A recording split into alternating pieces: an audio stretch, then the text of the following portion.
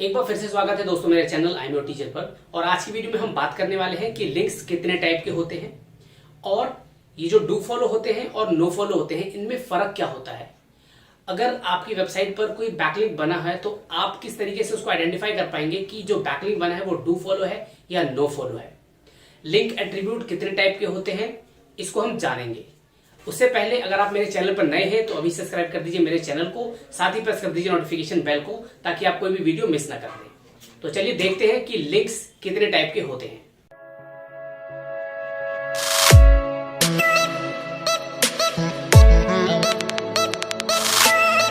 तो चलिए दोस्तों देखते हैं कि लिंक्स के जो टाइप होते हैं वो किस तरीके से बढ़ते चले गए। दोस्तों 2005 से पहले हमारे पास सिर्फ एक टाइप का ही लिंक होता जो होता था डू फॉलो। बट 2005 में गूगल को स्पैम से बचने के लिए या कमेंट स्पैम से बचने के लिए नो फॉलो लिंक्स को लेके आना, क्योंकि इससे होता क्या था कि 2005 से पहले जब लोगों को पता लगा कि डू फॉलो लिंक्स से जो उसका लिंक जूस होता है वो पास हो जाता है जिस वेबसाइट के लिए हम लगाते हैं, तो लोगों ने उसको मैनिपुलेट करना शुरू कर दिया ताकि वो अपनी वेबसाइट की रैंकिंग और उसकी परफॉर्मेंस को इंक्रीज कर सके। इसी वजह से हमारे पास दो टाइप्स के लिंक आते हैं, जो कि एक होता है डू फॉलो और एक होता है नो फॉलो। दोस्तों देखते हैं कि डू फॉलो होता क्या है। डू फॉलो भी एक लिंक का टाइप है। इससे हम अगर किसी की वेबसाइट पे अगर हम एंकर टेक्स्ट बनाते हैं या बैकलिंक देते हैं डू फॉलो टाइप का, तो उससे हमारी वेबसाइट का जो लिंक जूस है वो दूसरे की वेबसाइट को ट्रांसफर हो जाता है, ताकि उससे दूसरी की वेबसाइट को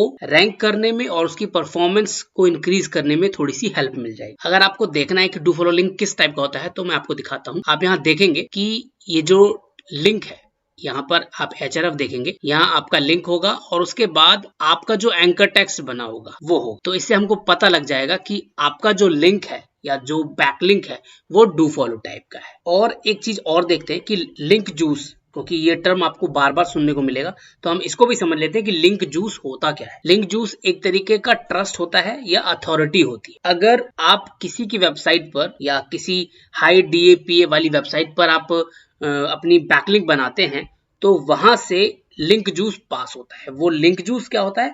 एक अथॉरिटी होती है, एक ट्रस्ट होता है जो दूसरे की वेबसाइट पर ट्रांसफर हो जाता है।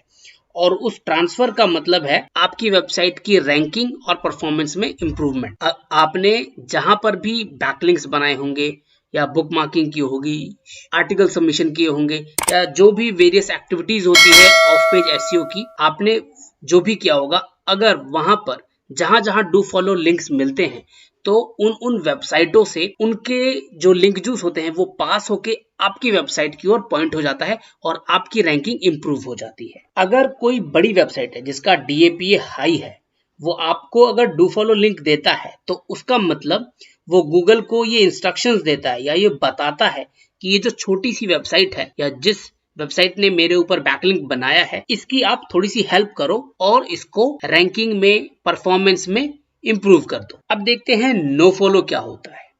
नो फॉलो भी एक लिंक का टाइप है जो सिंपली करता क्या है, उसका नाम ही है नो फॉलो, मतलब उसको फॉलो नहीं करना है। वो गूगल को इंस्ट्रक्शन देता है कि मुझे फॉलो मत करना, ना ही मेरा लिंक जूस किसी को ट्रांसफर करना, और इससे रैंकिंग में भी हेल्प नहीं मिलती। और अगर आप देखना चाहेंगे कि नो फॉलो लिंक्स किस टाइप कहते हैं तो आप यहाँ देखेंगे, ये नो फॉलो लिंक का टाइप है। सिंपली सेम होगा जैसा डू फॉलो में होता है।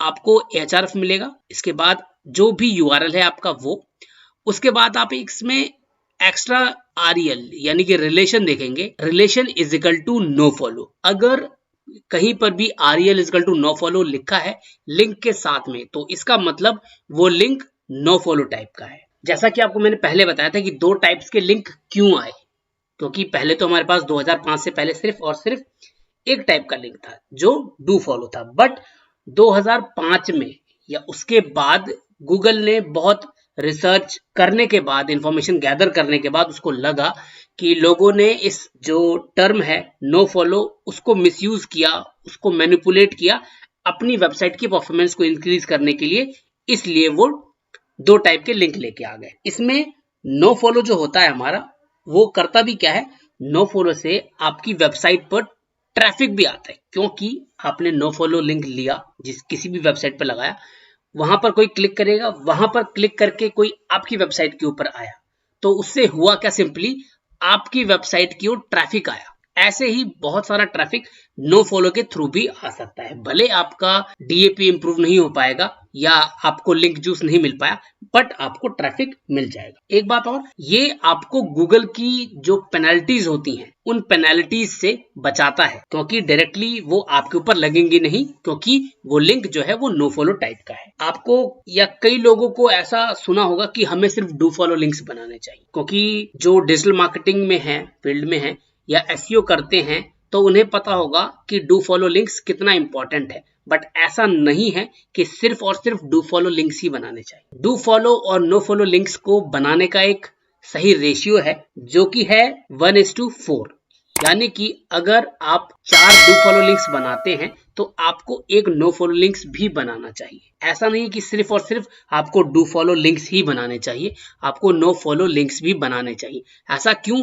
ताकि आपका जो बैकलिंक का प्रोफाइल है उसमें वैरायटी होनी चाहिए। क्योंकि मान लीजिए आपने सिर्फ और सिर्फ डू फॉलो लिंक्स पे बनाया, तो गूगल को पता लग जाएगा कि आपने जानबूझकर सिर्फ और सिर्फ डू फॉलो लिंक्स जहां मिलते हैं वहां पर ही अपना कंटेंट डाला या वहां पर बैकलिंक बनाया। तो इसीलिए गूगल इसके लिए गूगल कर क्या सकता है, आपकी वेबसाइट पर पेनल्टी भी लगा सकता है कि आपने जानबूझकर सिर्फ और सिर्फ डू फॉलो लिंक्स पे ही बनाया।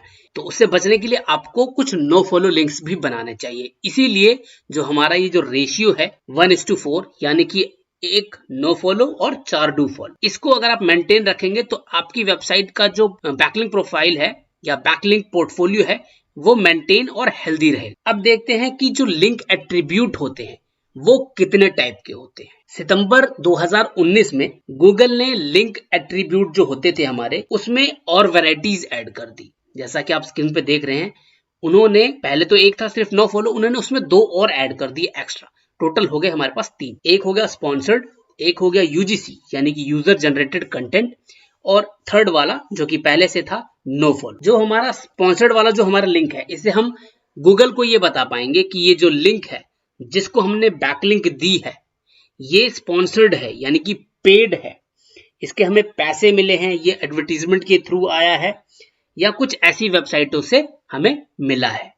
इसीलिए हमने इसको स्पॉन्सर्ड लिंक की कैटेगरी में यानी कि स्पॉन्सर्ड एट्रीब्यूट में डाल दिया है। इसके बाद आता है हमारा यूजीसी वाला यानी कि यूजर जनरेटेड कंटेंट।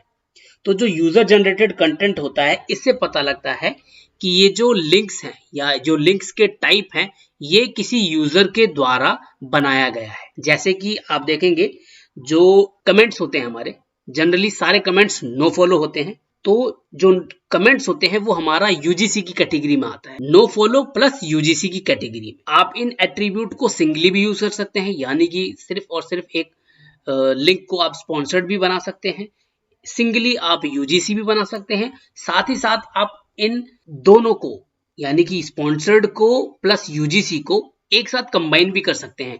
आप इसको नो फॉलो प्लस स्पॉन्सर्ड भी कर सकते हैं, no follow plus user generated content भी कर सकते हैं।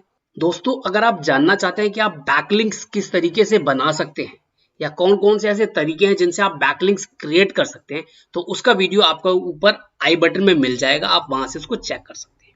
आपको मेरी वीडियो अगर अच्छी लगी हो तो इसे लाइक जरूर कीजिएगा। आपने अभी तक हमारा अगर चैनल सब्सक्राइब नहीं किया तो उसे सब्सक्राइब जरूर कर दीजिए। इस पूरी वीडियो को देखते हुए आपको अगर कोई भी क्वेश्चन माइंड में आता है तो आप उसे कमेंट बॉक्स में हमसे पूछ सकते हैं, हम उसको आपको बताने की कोशिश करेंगे। एक बार फिर मिलते हैं दोस्तों किसी और वीडियो के साथ, तब तक के लिए धन्यवाद।